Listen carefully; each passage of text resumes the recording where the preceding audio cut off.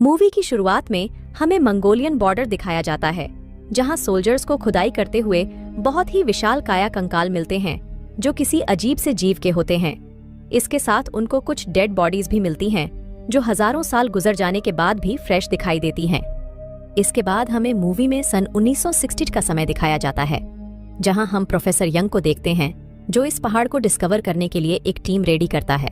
फिर हमें एक यंग सोल्जर हुबाई दिखाया जाता है जो यहाँ काफी समझ से काम कर रहा होता है।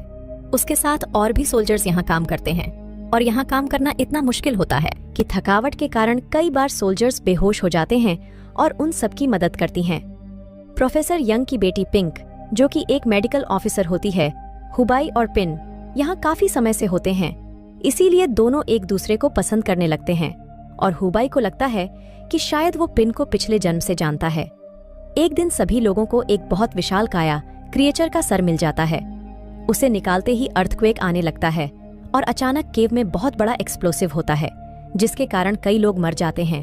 फिर हम कमांडर यंग को देखते हैं जो अपनी टीम के लोगों के साथ आगे बढ़ता है क्योंकि उन्हें खतरा महसूस होता है और वह हमले के लिए तैयार होते हैं। तभी उसे पता चलता है कि सर्वाइवर्स में से सिर्फ प्रोफेसर यंग और कुछ लोग हैं जो बच पाए हैं और एक्सप्लोसिव के द्वारा केव में एक रास्ता बन जाता है। कमांडर यंग प्रोफेसर के साथ सोल्जर की एक टीम बनाना चाहता है, लेकिन कोई भी सोल्जर इस डिस्कवरी में भाग नहीं लेता क्योंकि यहाँ जान का खतरा होता है। तभी पेन अपने पिता का साथ देने के लिए रेडी हो जाती है और पेन के साहिज को देखकर हुबाई वॉलंटस सिंसी भी आ जाता है और इस तरह से इस केव की खोज लगाने के लिए एक सोल्जर की टीम तैयार हो जाती है जिसे प्रोफेसर यंग लीड करता है। सभी लोग मिशन पर निकल जाते हैं और डिमोलिश हुई कैव और सोल्जर्स की डेड बॉडी से होते हुए वो एक खाई तक पहुंच जाते हैं। सभी लोग एक एक करके इस खाई से नीचे उतरते हैं। नीचे उतरते ही उन्हें बर्फ की सरफेस दिखाई देती है और अंडरग्राउंड टनल्स मिलते हैं, जिनसे होते हुए वह ऐसी जगह पर आ जाते हैं जहां पर उन्हें और भी बहुत सारे जीवों की फॉसिल्स और हड्डियां मिलती हैं।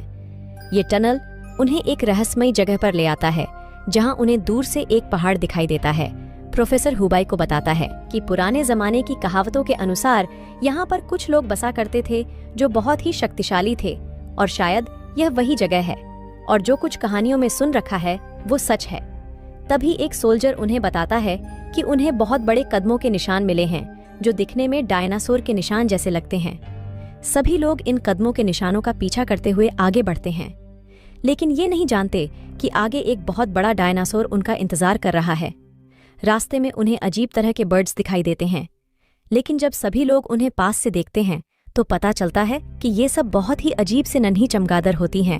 तभी एक सोल्जर अचानक से इस चमगादड़ को अपनी मुट्ठी में दबोच लेता है, पर जैसे ही वो अपनी मुट्ठी खोलता है तो देखता है कि उसके हाथ पर नीले रंग की आग लग रही है और देखते ही देखते वह सोल्जर इस नीली आग से जलकर राख हो जाता है और इसी तरह यह चमगादड़ दो और सोल्जर की जान ले लेते हैं।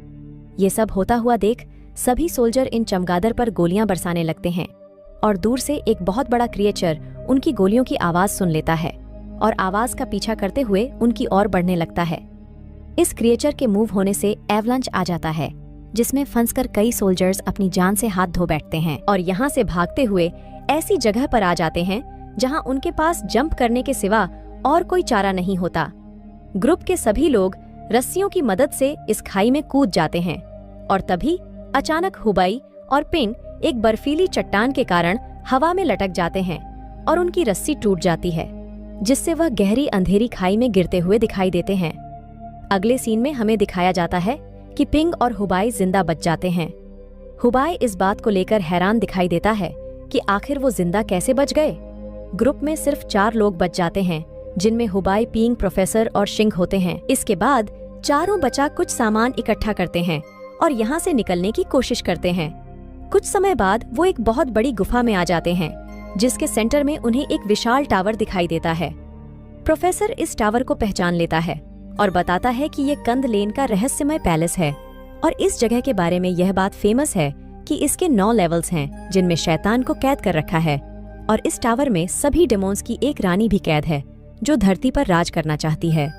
प्रोफेसर अपने घुटनों के बल बैठ जाता है और इस मंदिर की कैंडल को जला देता है, जिससे आग निकलती हुई टावर को लपेट में लेती है और बहुत सारे अजीब से चमगादड़ इसको गहरा कर लेते हैं। प्रोफेसर पिन और हुबाई दोनों को टावर के अंदर भेज देता है, जहां उन्हें एक अजीब सी रोशनी नीचे आती हुई दिखाई देती है और देखते ही देखते पूरी केव बहुत सारे क्रिएचर से भरने लगती है। शिंग शिंग इस कैंडल को बुझा दे देता है क्योंकि उसे लगता है कि शायद हमने नर्क का दरवाजा खोल दिया है, पर शिंग शिंग के ऐसा करते ही टावर निष्ठ होने लगता है और वह चमगादड़ इन पर हमला करने लगते हैं। बाकी सभी लोगों की जान बचाने के लिए शिंग शिंग खुद की कुर्बानी देता है और चमगादड़ के हमले का शिकार हो जाता है ताकि उनका देहांत पटाया जा सके और बाकी लोगों को बाहर निकलने का मौका मिल जाए। टीम के बचे हुए लोग इस केव से बाहर निकलने की कोशिश करते हैं। इसके बाद तीनों लोग एक एग्जिट पर आ जाते हैं, जहां इन्हें एक वाटरफॉल दिखाई देता है। चमगादड़ इनके करीब आ जाते हैं। हुबाई इनका मुकाबला करता है, लेकिन उनमें से एक चमगादड़ हुबाई पर हमला करता है, जिससे उसके शरीर पर आग लगने लगती है। पिंग ये देखते ही हुबाई को पानी में धकेल देती है और तीनों पानी में कूद जाते हैं, जिससे आग बुझ जाती है। पानी के अंदर हुबाई पिन को ढूंढ लेता है और दोनों एक दूसरे के करीब आ जाते हैं। तभी एक सी क्रिएचर आकर पिन को अपने साथ ले जाता है। यह देखकर हुबाई का दिल टूट जाता है और वह पानी से निकलकर बेस की ओर वापस आ जाता है। कमांडर हुबाई को बताता है कि इस मिशन में सिर्फ वो अकेला ही बच पाया है और सभी सोल्जर्स की डेड बॉडीज मिल गई हैं, सिवाय पिन और उसके पिता की बॉडी के। अपनी प्रेमिका को खोने के बाद हुबाई किसी को बताए बिना सबको छोड़ छड़कर ट्रेन के द्वारा घर वापस आ जाता है। स्टेशन पर उतरते ही हुबाई को नया एम्प्लॉयर मिस्टर विंग मिलता है, जो इसे लाइब्रेरी में लाइब्रेरियन की जॉब देता है और इसके बाद हुबाई अपनी जिंदगी शांति से जीने लगता है। कुछ समय बाद हुबाई को एक बार फिर उसका पुराना दोस्त किशान मिल जाता है, जो इस बार में एंटरटेनर की जॉब करता है। इसके बाद हमें दिखाया जाता है कि हुबाई को लाइब्रेरी में प्रोफेसर यंग की लिखी हुई एक बुक मिल जाती है, जिसमें उसने सभी टावर्स के बारे में एक्सप्लेन किया होता है। हुबाई को पता चलता है कि प्रोफेसर यंग इन टावर्स के बारे में पहले से ही जानता था और सारी इन्फॉर्मेशन की कड़ियां मिलाने पर हुबाई को पता चलता है कि वो और पिंक मिलकर ही इस पोर्टल को खोल सकते हैं। इसी कारण प्रोफेसर ने उन्हें उस डीम टावर को एक्टिवेट करने के लिए भेजा था। दूसरी ओर हम देखते हैं कि कमांडर यन को एक गुफा में एक कॉफिन मिलता है, जिसमें से उन्हें एक जीवित महिला मिलती है जो हूबहू पिंक की तरह दिखाई देती है। सोल्जर्स उसे शर्ली का नाम देते हैं और उसे कड़ी सुरक्षा में रखा जाता है, क्योंकि इस महिला की बॉडी को बहुत ही खतरनाक शक्तियों ने घेरा होता है, जिसके कारण एक रूम में कैद रखा गया होता है। कमांडर की टीम को प्रोफेसर यंग भी मिल जाता है, जिसे वो हेडक्वार्टर तक ले आते हैं। इसके बाद मूवी में 3 साल का समय गुजार दिया जाता है, जहां हमें दिखाया जाता है कि चाइना के ओनेल सिटी में एक मॉन्स्टर ने हमला कर दिया है, जिसके कारण काफी तबाही मची है। जब यह बात प्रोफेसर को पता चलती है तो वह यह अंदाजा लगाता है कि शायद उस डीएम टावर के कारण स्पेस और टाइम में एक पोर्टल ओपन हो गया है, जिसमें से डायनो निकलकर बाहर आ रहे हैं और धरती पर तबाही मचाने लगे हैं। प्रोफेसर आर्मी के हेडक्वार्टर से चोरी छुपे बाहर निकल आता है ताकि इस सिचुएशन के बारे में जानकारी ले सके। दूसरी ओर बाई के कंधे पर जो घाव लगा था, उसके स्कैन्स कुछ अजीब से आते हैं और एक दिन वह लाइब्रेरी में बैठा काम कर रहा होता है। तभी अचानक उसके शोल्डर से नीली आग निकलने लगती है और देखते ही देखते हुबाई में हैरान कर देने वाली शक्ति आ जाती है, जिससे वह अपने दोस्त और उसके आसपास पड़े सभी फर्नीचर को हवा में उड़ाने लगता है। थोड़े समय बाद मिस्टर वैंग वहां आ जाता है। वो इस सिचुएशन को कंट्रोल कर लेता है और हुबाई को बताता है कि वो इन शक्तियों के बारे में जानता है और बैठ के काटने से एक ऐसी पावर उसमें आ गई है जिसका इस्तेमाल करने से उसे नर्क में जाना पड़ सकता है। हुबा ये सुनकर हैरान हो जाता है कि मिस्टर वैंग को यह सब कैसे पता है। वो मिस्टर वैंग को इसके बारे में पूछने लगता है।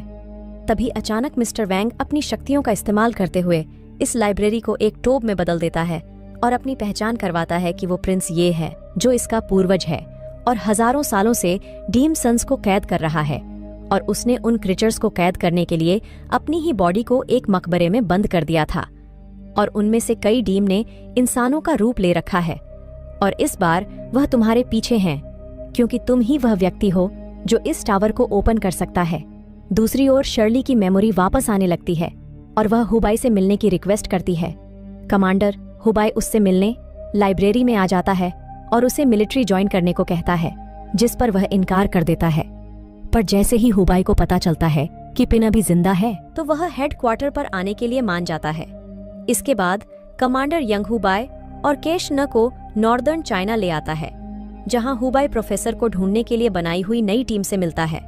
जिसमें एक यंग लड़की वीवी, कुछ सोल्जर्स और शैली उसकी सहायता करते हैं। शैली को देखते ही हुबाई उसे पिन के नाम से बुलाता है, लेकिन शैली उसे बताती है कि वो पिन नहीं है। इसके बाद सभी लोग सामान लेकर रेगिस्तान का सफर शुरू करते हैं और ऊंटों पर बैठकर अपनी मंजिल की ओर बढ़ने लगते हैं। बीच रास्ते में उनका सामना रेत के तूफान से होता है। वह अपनी शक्तियों का इस्तेमाल करते हुए इस तूफान को रोकने की कोशिश करते हैं, लेकिन किशान और ग्रुप के 2 और लोग रास्ता भटक जाते हैं। कई दिन लगातार सफर करने के बाद हुबाई और ग्रुप के लोग ओनेल सिटी तक पहुंच जाते हैं, लेकिन कई क्षण और उनके ग्रुप अभी भी रेगिस्तान में भटक रहे होते हैं और यहाँ पर उनका सामना एक बहुत ही ड्राउनिंग क्रीचर से होता है। सभी लोग अपनी जान बचाकर भागते हैं।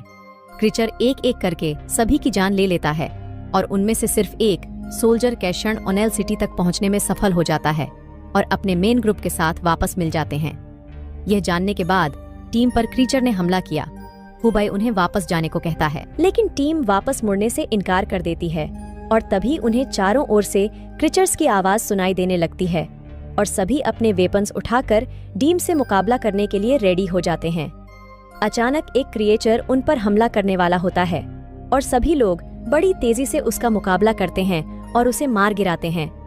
तभी उन्हें दूसरा क्रीचर दिखाई देता है और जैसे ही वो पीछे मुड़कर देखते हैं तो पहले वाला गायब हो जाता है। इस बात का साफ मतलब होता है कि यह क्रिएचर जादुई होते हैं और मरने के बाद फिर से जीवित हो जाते हैं। इस सब के होते हुए शर्ली एक स्कूल की बिल्डिंग में एंटर हो जाती है और हुबाई भी उसका पीछा करता है। अंदर एंटर होते ही हुबाई को बिल्डिंग की सीलिंग पर डेड बॉडीज लटकी हुई दिखाई देती हैं। इसके बाद हुबाई को एक टनल दिखाई देती है जिसका रास्ता प्रिंसेस के मकबरे तक जाता है। तभी अचानक एक क्रीचर हुबाई पर हमला कर देता है और उससे उछाल कर जमीन पर मारता है, जिससे वह बुरी तरह घायल हो जाता है। इससे पहले कि यह क्रीचर हुबाई की जान लेता, अचानक शेरली इसे रोक लेती है और कंट्रोल करते हुए उसे दूर जाने की आज्ञा देती है और हुबाई को अपनी शक्तियों से उठाकर उस कॉफिन में लिटा देती है। तो दोस्तों, यहाँ हमें पता चलता है कि शर्ली भी इन शैतानों को जीवित करना चाहती है और इसलिए वह हुबाई का इस्तेमाल करती है। दूसरी ओर इस लोकेशन पर और भी बहुत सारे डीमसन्स आने लगते हैं और उन्हें चारों ओर से घेर लेते हैं और टीम के लोग बिल्डिंग्स में छुपकर इन डीम का मुकाबला रॉकेट लॉन्चर और सिल्वर की बनी गोलियों से करते हैं। लेकिन इन क्रिएचर्स पर कोई असर नहीं होता और यहाँ सभी लोगों को रियलाइज होता है कि ये क्रिएचर्स कितने ज्यादा खतरनाक हैं, जिन्हें मारना नामुमकिन है।